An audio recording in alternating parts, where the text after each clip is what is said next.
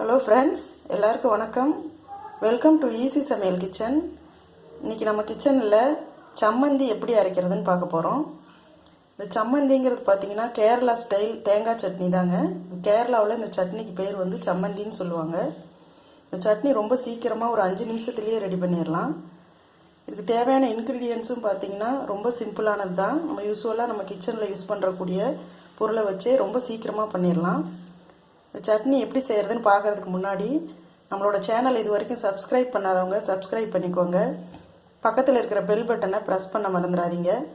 அப்போ தான் நான் போடுற வீடியோக்கள் அப்பப்போ உங்களுக்கு வந்து சேரும். வாங்க இப்போ இந்த சட்னி எப்படி செய்கிறதுன்னு பார்க்கலாம். இந்த சட்னி அரைக்கிறதுக்கு தேவையான பொருட்கள்னு பார்த்திங்கன்னா, ஒரு தேங்காய் எடுத்து உடைச்சி அதில் பாதி அளவுக்கு, அதாவது ஒரு மூடி அளவுக்கு துருவி இந்த மாதிரி வச்சுருக்கிறேன்.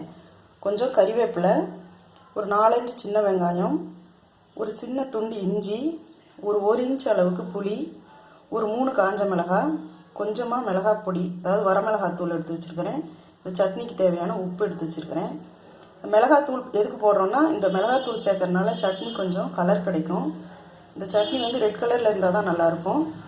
அதனால் நம்ம மிளகாய் கொஞ்சம் குறைச்சி போட்டுட்டு கொஞ்சம் மிளகாத்தூள் போட்டுக்கணும். இந்த சட்னிக்கு வந்து தண்ணி சேர்க்கக்கூடாது. அதே மாதிரி ரொம்ப நைஸ் பேஸ்ட்டாக அரைக்கக்கூடாது. கொஞ்சம் குறகுறப்பாக தான் அரைக்கணும்.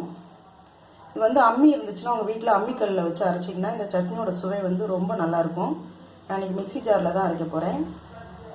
இப்போ இது எல்லா பொருளையும் சேர்த்து நம்ம இந்த மிக்சி ஜாரில் சேர்த்து அரைச்சிட்டு வந்துடலாம். பாருங்கள், இப்போ இந்த சட்னி அரைச்சி எடுத்தாச்சு.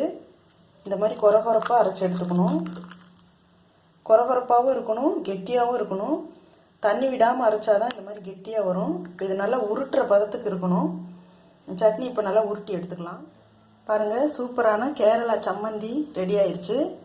இந்த சட்னி ரொம்ப சுவையாக இருக்கும். சூடாக சாதம் வடித்து அந்த சாதத்தில் போட்டு பிசைஞ்சு சாப்பிட நல்லாயிருக்கும். சாம்பார் சாதம், ரசம் சாதம், தயிர் சாதம் இது கூடவெல்லாம் தொட்டு சாப்பிட்றதுக்கு நல்லாயிருக்கும். இந்த சட்னி நீங்களும் உங்கள் வீட்டில் செஞ்சு பாருங்கள். செஞ்சு பார்த்துட்டு எப்படி இருக்குன்னு கமெண்ட்டில் சொல்லுங்கள். இந்த வீடியோ பிடிச்சிருந்துன்னா லைக் பண்ணுங்கள், ஷேர் பண்ணுங்கள். நம்ம சேனலை மறக்காமல் சப்ஸ்கிரைப் பண்ணுங்கள். அடுத்து ஒரு புது வீடியோவோடு உங்களை சந்திக்கிறேன். Okay friends, thank you for watching.